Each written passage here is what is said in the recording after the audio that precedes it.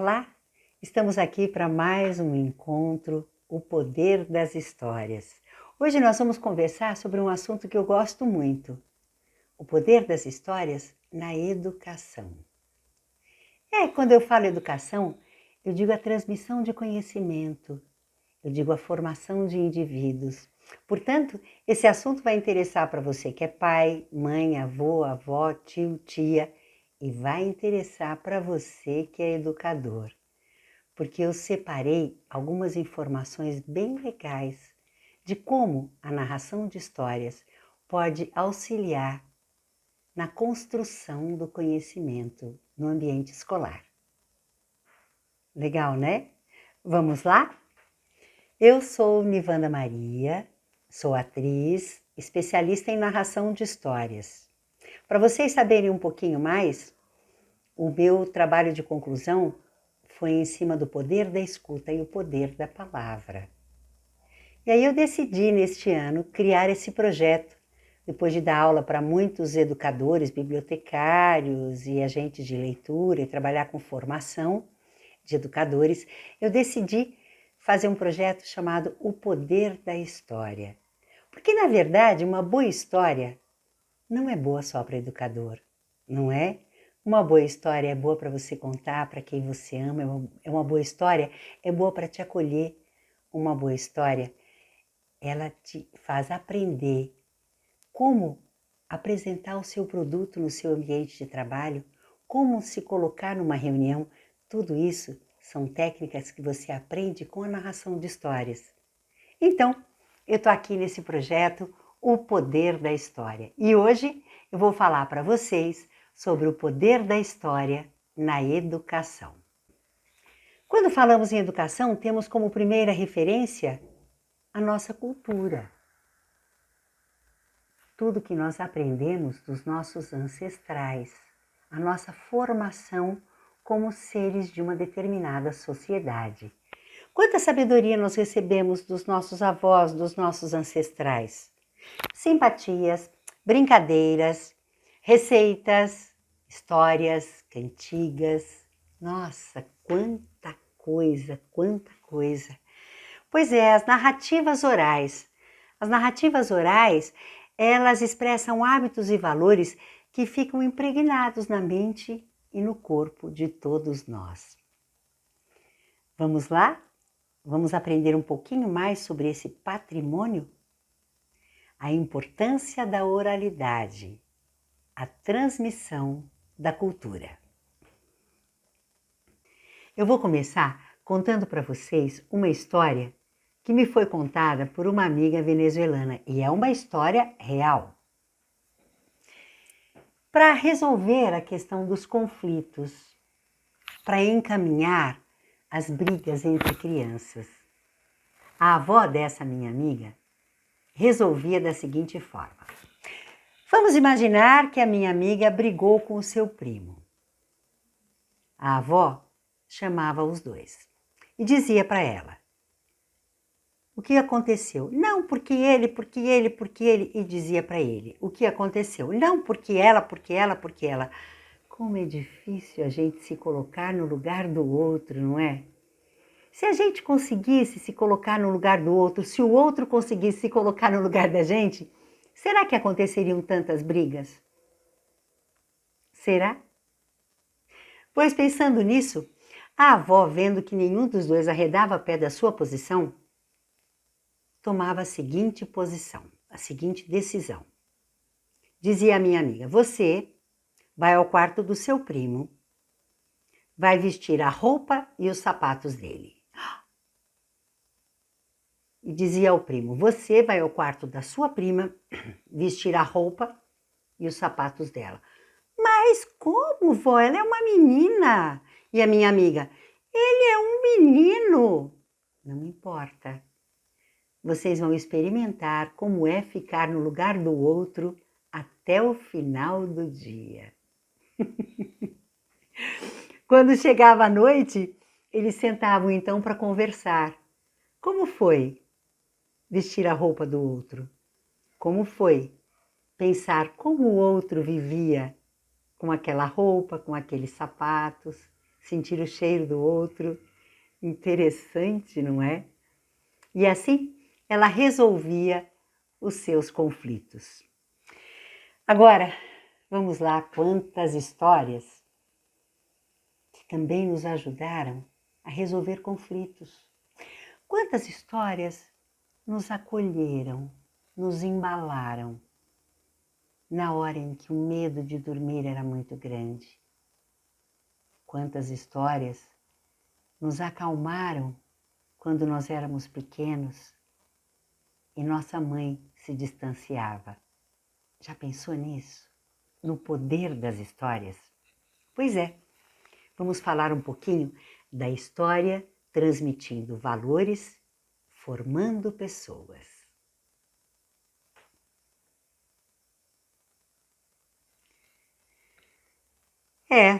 No nosso dia a dia, como eu tenho falado, nós adultos somos responsáveis pela transmissão de valores para as nossas crianças. Não estou falando só dos educadores, eu estou falando dos meus filhos, dos meus sobrinhos, estou falando das crianças que eu encontro, estou falando dos adolescentes. Mas que tipo de valores? Olhem a importância da gente conversar sobre o respeito às diferenças. Quantas brigas, quantas questões poderiam ser resolvidas no mundo hoje em dia se as pessoas fossem educadas para respeitar os diferentes. Quantas histórias nós podemos contar para falar sobre a solidariedade? Quantas histórias nós podemos contar para falar sobre os sentimentos? Sentimentos que afetam a todos nós. A inveja, o medo. Quantas histórias poderiam nos ajudar e podem nos ajudar nesse sentido? As histórias são excelente material para a transmissão de valores de uma forma leve e profunda. E quando eu falo nisso, eu vou começar, já que estou falando dos ancestrais, eu vou começar falando da África, a sua importância. Os africanos são mestres na transmissão de valores através de histórias, sem julgamento, sem maniqueísmo. A importância da palavra na cultura africana. É muito sério isso que eu vou compartilhar com vocês. Para os africanos, o uso da palavra se constitui no diálogo, no argumento e no conselho, que se mostram como práticas essenciais no dia a dia das comunidades. Para os africanos, para a cultura africana, a palavra tem o poder de ação. Ignorar aquilo que é pronunciado pode ser uma falha muito grave. Vocês lembram? Eu não sei quem aqui vai lembrar, mas a gente já viu em filmes, os tempos em que te dou a minha palavra significava um grande compromisso. Os africanos preservam esse conceito até hoje, a importância da palavra. Mas tem uma coisa bem interessante que eu quero compartilhar, que é sobre os griots. Os griots, na África, são muito importantes. São aquelas pessoas que têm o trabalho de aconselhar, de orientar, de educar. Como? Eles memorizam e compartilham os conceitos, as histórias, os conhecimentos dos seus antepassados. Muito interessante quando se diz que se a minha amiga venezuelana morasse na África e tivesse brigado com seu primo, ela iria conversar com o griot e o griot contaria uma história. Interessante, né? Bom, vocês vejam só, vou dar um exemplo para vocês, como os africanos respondem às curiosidades infantis. As crianças são cheias de porquês, não é?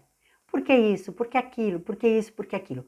Vejam só que interessante como eles conseguem conciliar a resposta às curiosidades das crianças com ensinamentos fundamentais para a convivência social.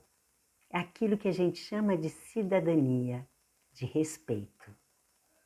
Então, tem algumas histórias africanas que são bem curiosas. Por que a girafa não fala? Porque o cachorro é o melhor amigo do homem. Por que é que o macaco pula de galho em galho? Por que é que a lebre salta? E por que é que o morcego só sai à noite? Eu vou contar para vocês. Certo dia, lá na floresta africana, aconteceu uma guerra. Os bichos que voam entraram em guerra com os bichos que andam no chão. Foi uma enorme de uma confusão. O morcego, vocês sabem que ele é um animal meio esquisito, não é? Cá entre nós, ele tem um corpo que parece de rato, não é? E tem asas que não parecem de ave. Pois numa tarde ensolarada, o morcego estava lá, deitado, dependurado, no galho de uma árvore, tentando tirar uma soneca, quando de repente uma águia se aproximou e disse: atenção, todos os bichos que voam, estamos em guerra com os animais que andam no chão. Venham, venham para a luta. O morcego nem teve tempo de respirar. Se aproximou dele, sabem quem? O leão. O leão disse: atenção, todos os bichos que andam no chão, estamos em guerra contra as aves. Venham, vamos acabar com todos esses animais que têm asas. Ai. Quando o leão foi embora, o morcego pensou: ai, puxa, e agora? De que lado que eu vou ficar? Eu tenho asas e ando no chão? Pensou, pensou, já sei. Eu vou ficar do lado de quem estiver ganhando. Se forem os animais que voam, eu abro as minhas asas e mostro que sou um deles. Se forem os animais que andam no chão, eu escondo as minhas asas e finjo que sou um deles. Enquanto essa história não se resolve, eu vou ficar escondido entre as folhagens. E assim o morcego fez. Ficou 1, 2, 3 dias escondido entre as folhagens. Já cansado, resolveu ver quem é que estava ganhando aquela guerra. São os animais que voam. Então, ele se preparou e se apresentou para a dona Águia. A águia, quando viu o morcego, disse: ei, o que é que um rato faz aqui no meio das aves? O morcego respondeu: eu? Eu não sou um rato, eu tenho asas, veja. Ah, dessa vez as estranhas asas do morcego o salvaram. Ufa! Mas o que ele não esperava era que naquela noite os animais que andam no chão buscaram reforços.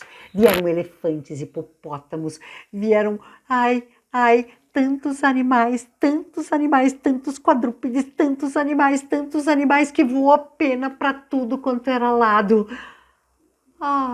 E o placar agora mudou.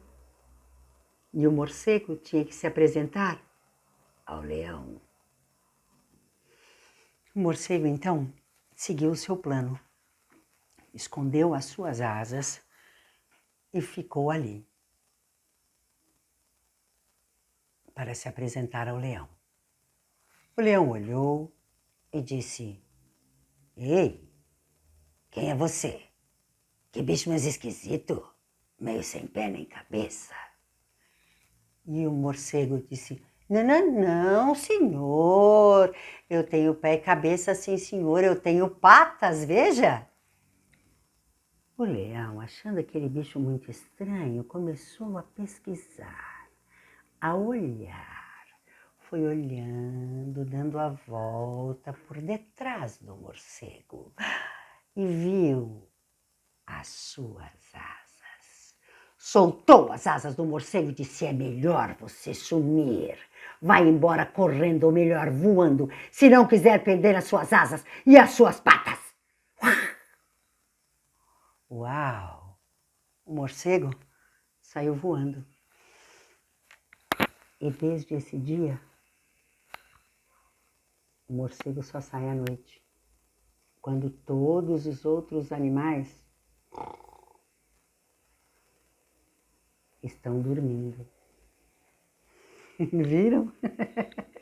Por que é que o morcego só sai à noite? Mas o mais legal é que os africanos não dizem: ah, ele só sai à noite porque ele contou uma mentira. Não. Ele só sai à noite porque é algo natural, que toda escolha implica numa reação. É simples assim. Interessante, não é? Os africanos têm uma sabedoria, têm uma frase muito sábia, que eu gosto muito e que eu compartilho com vocês agora. Cada um vê o mundo com o coração que tem. Legal, né? Bom, falando ainda da importância da educação que nós recebemos pela tradição oral, eu vou falar para vocês sobre os contos populares. A gente pode falar dos contos populares de muitos cantos, né? Do Japão, a gente pode falar da África, da Itália, enfim. Mas, como boa brasileira, vou contar um pouco sobre a importância dos contos populares brasileiros. A gente tem, para falar de contos populares, é muito importante a gente lembrar do Câmara Cascudo, Luiz de Câmara Cascudo. Ele foi muito importante, o Câmara Cascudo, no resgate, na organização, na pesquisa dos contos populares. E o Câmara Cascudo fez aquele trabalho de percorrer fazendas, povoados, recolhendo a contribuição que vinha dos trabalhadores, aquela contribuição que vinha dos senhores de fazenda, das mulheres, muita contribuição das mulheres. E o Câmara Cascudo diz que o conto popular é uma verdadeira aula de história, porque nele estão registrados todos os conhecimentos de uma época, nele estão registrados os costumes, as ideias, as mentalidades. É uma verdadeira aula de história. Para todos nós, segundo o Câmara Cascudo, o conto popular é o primeiro leite intelectual. Olha que importante isso. Como é que a gente tem contato com essa educação através das histórias? Ouvindo as histórias na hora de dormir, ouvindo as cantigas do cancioneiro popular. Quantas coisas que nós aprendemos desde a primeira infância, não é? E o Câmara Cascudo diz uma coisa bem interessante, que é: a mãe preta que é a ama de leite, vamos dizer assim, a escrava, ela foi a Sherazade humilde das 10.000 noites, sem prêmios e sem consagrações. Sabe o que quer dizer isso, gente? Para quem não conhece Sherazade, em outra oportunidade eu vou conversar um pouco sobre o poder da Sherazade na questão do universo feminino, da mulher como contadora de histórias. Mas a Sherazade, durante 1001 noites, contou histórias ao seu então marido, rei Sheriar. E através das 1001 histórias que ela contou, ela pôde ensinar seu marido o poder do perdão. E Câmara Cascudo diz que a mãe preta, que a ama de leite, que a escrava, é a nossa Sherazade, que nos ensinou que ensinou aos nossos pais, que ensinou aos nossos avós a importância do acolher, a importância das histórias. Quem aqui não lembra uma história de Saci? A importância do Saci, a importância da mula sem cabeça, são todos os contos populares. Gente, o conto popular funciona tanto, é tão legal, que eu faço parte de uma companhia chamada Companhia Luar no Ar. E nessa companhia, a gente conta uma história que é da época de 1700. Ela foi escrita por volta de 1700. E é uma história que se chama O Homem que Pôs um Ovo, que nós chamamos de O Homem que Botou um Ovo. É a história de um homem que quer achar uma forma de ajudar a sua mulher a parar de ser tão mexeriqueira. E aí então ele cria essa história de que ele botou um ovo. Já imaginaram? Até hoje, gente, é de 1734 essa história. E até hoje ela faz o maior sucesso. E é um conto popular, da sabedoria popular. Legal, né? Agora eu vou falar para vocês sobre os contos de fadas.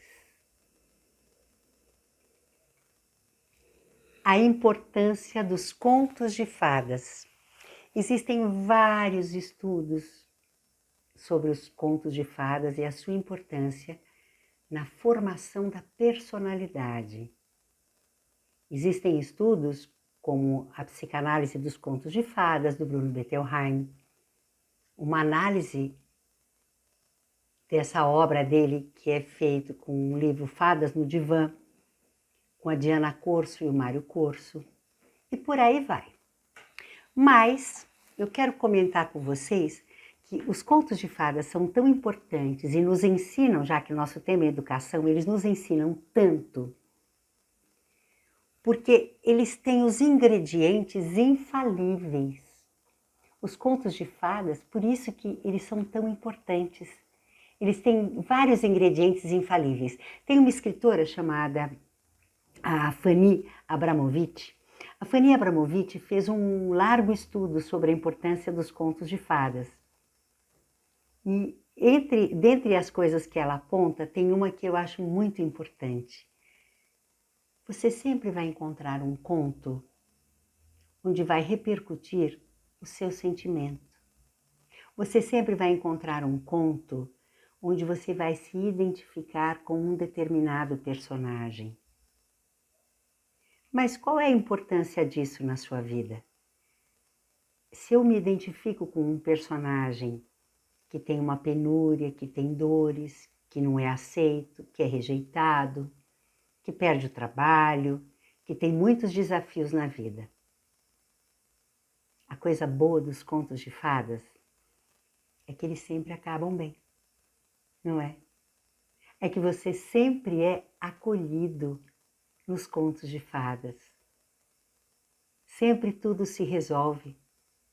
Os contos de fadas transmitem esperança. Os contos de fadas transmitem ensinamentos. Os contos de fadas são uma possibilidade para que a criança, por exemplo, possa ver que existe o mal fora dela também e que é possível lidar com isso, com estes sentimentos, que tudo isso acontece na vida de todo mundo, o bem, o mal, e termina sempre tudo bem. Gente, é tão importante esse tema que eu escolhi nesse projeto, O Poder das Histórias, fazer uma live no próximo dia 21 de outubro, num projeto O Poder das Histórias que eu faço em parceria com o Florescendo Ser. Eu vou apresentar uma psicóloga. Eu vou contar uma história e vou conversar com uma psicóloga sobre isso, a importância dos contos de fadas na formação da personalidade. Prepare as suas perguntas, tá bom? Bom, a história educa.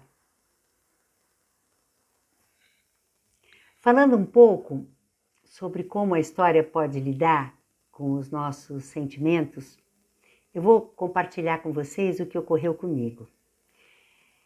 Eu trabalhei como narradora, como contadora de histórias durante 13 anos numa escola, dando aulas para todo o infantil, crianças de 2 a 6 anos de idade.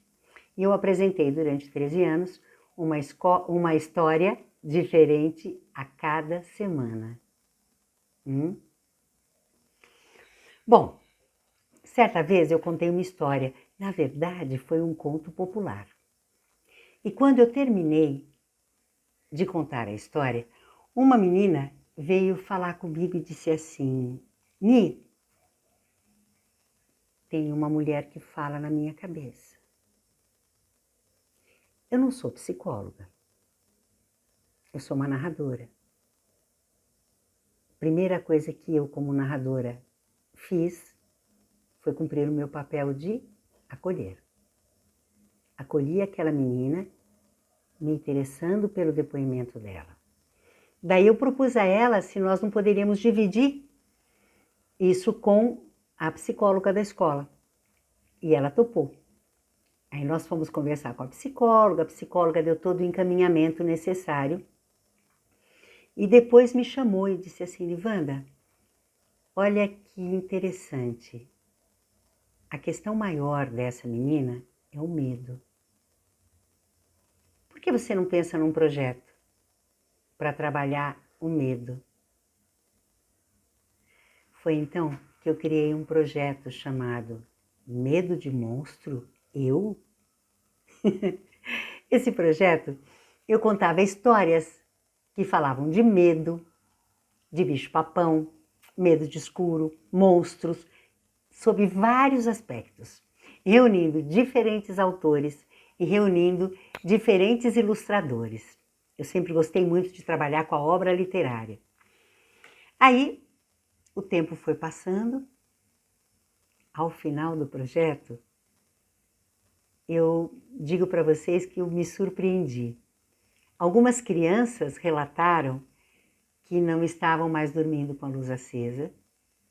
Outras crianças contaram também que já estavam dormindo sozinhas, não precisavam mais que a mãe ou o pai as acompanhassem na hora de dormir. E aquela menina tão linda, que me proporcionou esse desafio para entender toda essa história. Quando chegou no final do projeto, eu perguntei a ela: e aí? Como é que está aquela história daquela mulher falando na sua cabeça? E ela, com os olhos brilhantes, me disse: acabou, ela foi embora. Pois é, para a gente trabalhar com a questão dos sentimentos, educar para os sentimentos, para que a criança se sinta acolhida, para que ela saiba um pouco como lidar com os sentimentos, a gente tem um outro autor também que eu particularmente adoro, que é o Rubem Alves. O Rubem Alves tem uma coleção chamada Histórias para Pequenos e Grandes. Ele diz que escreveu essas histórias ouvindo as dores das crianças. Quem pensa que o mundo das crianças, segundo Rubem Alves, é um mundo colorido, de amor, de alegrias, se engana. Porque as crianças vivem muitas dores. É a dor da distância, é a dor da perda, é a dor do não entender determinadas coisas que elas têm que fazer. É a dor de enfrentar os seus medos. Então, o Rubem Alves escreve várias histórias que falam sobre isso, sobre sentimentos que a criança vai se sentir muito bem, muito acolhida, se tiver alguém que possa compartilhar isso com ela. Quando a gente vê aquilo que a gente sente retratado numa obra literária, é maravilhoso, porque a gente não se sente único, porque a gente não se sente tão desgarrado, tão diferente. Então ele tem histórias que falam sobre inveja, histórias que falam sobre competitividade, tudo isso para criança. Histórias que falam sobre medo, sobre coragem, sobre respeito, sobre ser diferente. Rubem Alves tem várias histórias sobre as diferenças. Tem uma história que é Como Nasceu a Alegria, que conta a história de uma flor que nasce com a pétala rasgada. Enquanto ela é criança, ela convive muito bem com tudo isso. Quando ela chega na adolescência, vamos dizer, o que seria a gente chamaria de adolescência, ela começa a perceber que todos olham para ela de um jeito diferente. E isso começa a incomodar. Tem uma outra história dele que eu gosto muito, que é a porquinha do rabo esticadinho. Todos os porquinhos nascem com o rabo enroladinho. E ela nasceu com o rabo esticadinho.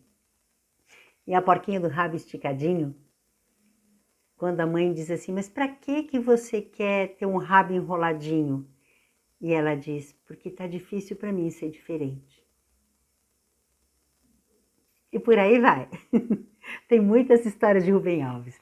Agora, já que eu falei do Rubem Alves e falando para vocês que ele trabalha muito com os educadores, vamos falar um pouquinho sobre as histórias na construção do conhecimento na escola. Só um pouquinho. Hoje em dia, existem muitas obras que são as obras de apoio, as obras paradidáticas, que auxiliam e muito para os educadores no ensino de matemática, português, biologia ou ciências, né?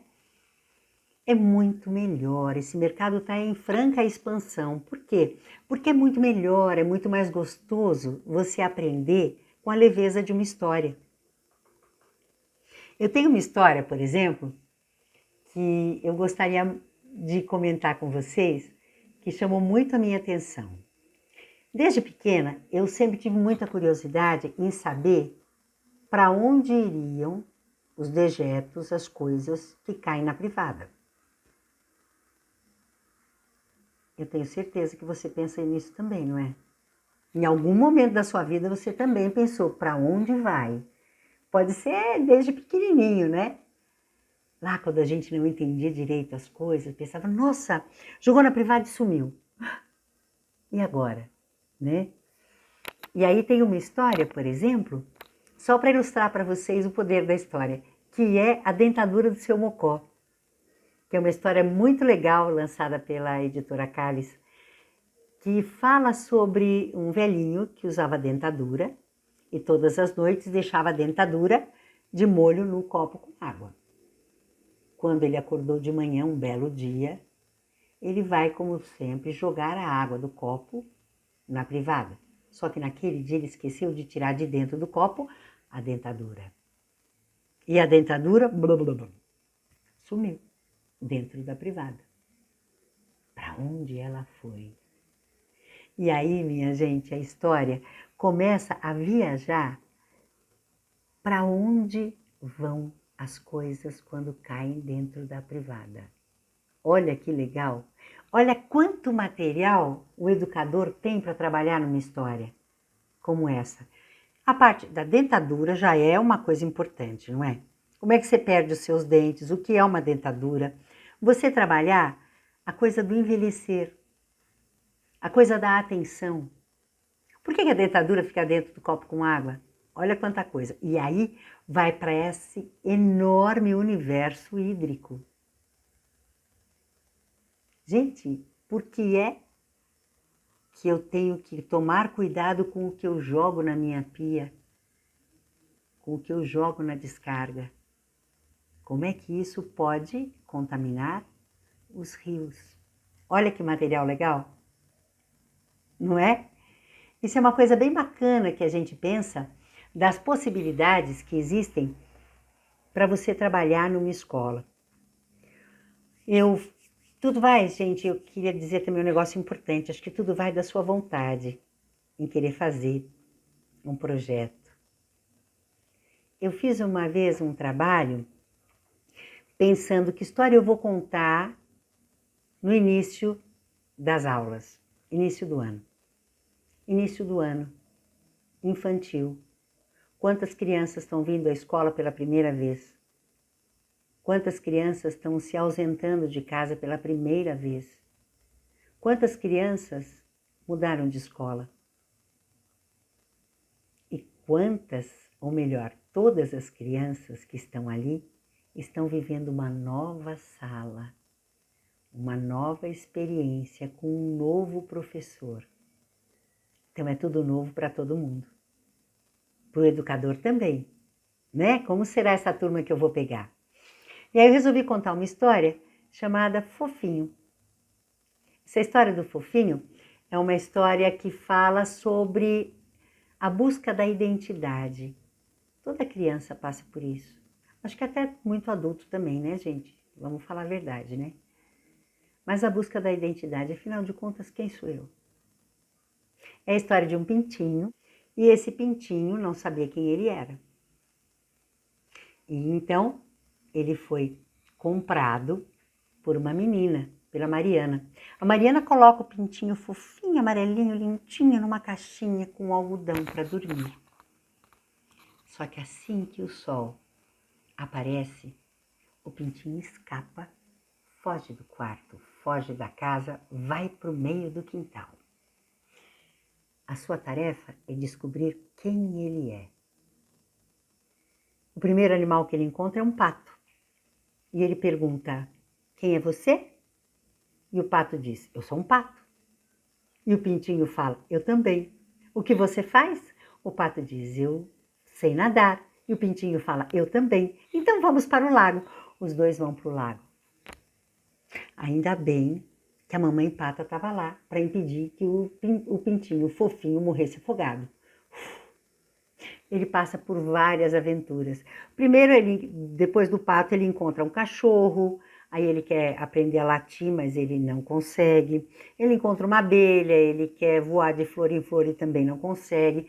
Ele passa até por uma aventura quando ele encontra um balde e vai tentar conhecer o escuro do fundo do poço. Bom, depois de passar por vários animais, que eu não vou contar agora para vocês toda a aventura dele, o mais importante é que ele chega no momento em que ele não sabe realmente quem ele é. Afinal, quem sou eu? E aí, ele para e diz, acho que eu vou parar de procurar. Quando se aproxima dele, uma galinha. Ele olha para a galinha e pensa, vou tentar só mais uma vez. Chegou perto da galinha e falou, oi, quem é você? Ela diz, eu sou uma galinha. Ele dessa vez não falou que ele também era uma galinha, ele só perguntou, e o que você faz? E a galinha respondeu, eu cuido de pintinhos. O fofinho olhou para ela e quis saber, mas o que são pintinhos?